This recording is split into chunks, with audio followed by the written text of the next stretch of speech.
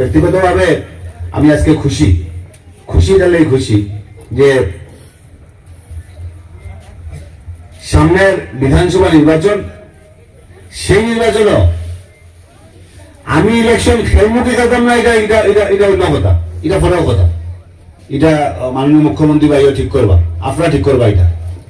কিন্তু এটা বাইরের কথা যে সামনের ফটো যদি নির্বাচন হইব, প্রত্যেকবার ভোট আমি কিন্তু এখানে দিব, কথা এবার আমার ভোট হয়, কালকে আজকে আমার ভোট হয়, আজকে আমার ভোট আছে 180 নম্বর সেন্টার, আমার ভোট হয়েছে 188 নম্বর লক্ষ্মীপুর এলপি স্কুল, মানে মণিপুর এলপি স্কুল, সেই স্কুলে ভোট হয়েছে। অতএব সামনের তনে ভোট আপনার লগে মিলিয়া দিব, এখানে বড় বানাইছি। ইলেকশন খেলা না খেলা বড় কথা নাই, কথা হয়েছে কি আলটিমেট ইলেকশন খেলি আমরা চেষ্টাও করি, আমরা উদ্দেশ্য হইল গিয়া যে মানুষের কাজে রাখতাম, মানুষের কাজ করতাম।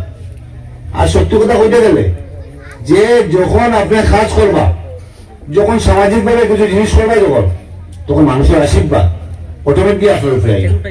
নাই তো আপনার কাছে আমার অনুরোধ থাকবে, সামনে ইলেকশন হইব, আমরা ভোট দিতাম। আর সত্যি কথা কইতে গেলে যে শাসক দলের লোকে যদি আমরা সহযোগিতা না থাকে, যদি মুখ্যমন্ত্রী এমন তো বিষয় হইবা, আমরা চাই, আমি ব্যক্তিগতভাবে আমি চাই খাটিগড়া অঞ্চলের রাস্তাঘাট অনেক বাকি আছে আপনার। কিন্তু ইদানিং টাকার ফান্ড আছে, কিন্তু ফান্ড টাকা যারা আমরা প্রতিনিধিত্ব করিয়া গেছে, তারা নিজের চিন্তা করে গেছে, আমরা ওদের সামাজিক ভাবে আমরা এই জিনিসগুলো হয়েছে না। আমি বিশ্বাস করি যে 5টা বছর যদি ঠিকভাবে কাজ করতে পারি, যদি আমি বিশ্বাস করি আমরা অনেকগুলা কাজ করতে পারবো।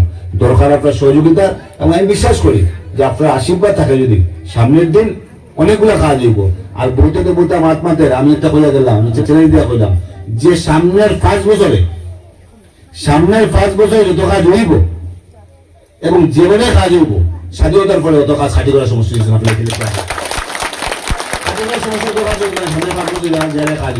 এটাই কইলাম যে সামনের এই যে এইবার সরকার তো বিজেপি হইব, সরকার তো এমন তো বিশেষ আমরা চিফ মিনিস্টার হইবা, এবং ইকান্তনেও এটা ফাইনাল কথা রাম শ্যাম যদুমতি জয়কা বিজেপির বিধায়ক একজন গিয়া প্রতিনিধিত্ব করবা গিয়া আসাম। অতএব আমরা এটা বিশ্বাস করি যে রাজনীতি বা বিধায়ক বা জনপ্রতিনিধি তখনও আপনি সাকসেস জনপ্রতিনিধি হবা যখন সাধারণ মানুষ আপনাকে আপনার কথাগুলো কইতে পারবো। যে বড় মানুষ, যে পয়সাওয়ালা মানুষ, হে যদি আপনার বাম দিকে বয়, যদি বাম সাইডের চেয়ারা বয়, যদি ডাইন দিকের চেয়ারও যদি একদম সাধারণ মানুষ যদি আপনি বইতে পারবেন না, আপনি জনপ্রতিনিধি নাই,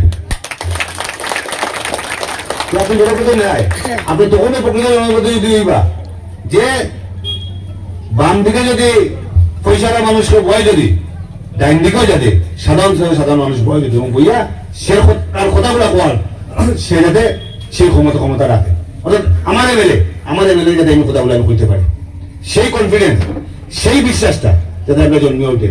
আমি বিশ্বাস করি সামনের দিন আমরা সবে মিলিয়া ইয়া কইয়া থাকে তো সামাজিকভাবে আমরা লড়াই থাকে না, একটু লড়াই থাকে তো মধ্যে অমুকের লোকে অমুকের লাগ সেগুলো আসি, আবার আমরা চা খেলে জবান দেই না নি, আমরা আবার জবান দিয়েছি রে বা আমি এটা জবান দিয়ে লাভ নাই। এখন সামাজিক ভাবে তারা হয়ে গেছে, সামাজিক ভাবে আমিও কংগ্রেস করছি, কিন্তু সামাজিক ভাবে এই দেশটারে, এই সমাজটারে, এই জাতিটারে যদি বাঁচিয়ে রাখতে হয়, যদি তাহলে বিজেপির দরকার আছে।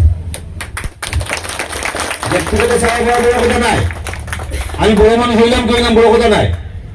সামাজিক ভাবে আমরা বাঁচিয়ে রাখতাম না, কারণ অনেকে উঠিয়া কয় বহিরাগত কথা কইতো না, আমরা বুঝি না নাকি। আমরা এই দেশে হয়েছে, দেশ বিভক্ত হয়েছে, এই দেশে আইছি এবং খারাপ যন্ত্রণা এই দেশে আইছি, জানি আমরা কিভাবে আমরা এই দেশে আনিয়ে ফাইছি। কখনো গেলে এই দেশও আমরা ঘরবাড়ি অগণনা কাজে সব ছাড়িয়ে এই দেশে আমরা বুঝে আইছি, এবং আমরা দেশে আসলাম ও দেশে আবার আইছি। ভারতবর্ষে একা ছিল তো আমরা, আমরা আমরা আমরা এই চুলের মধ্যে আইছি। অতএব সেই দুঃখটা আমরা কোনোদিন বলতে পারতাম না।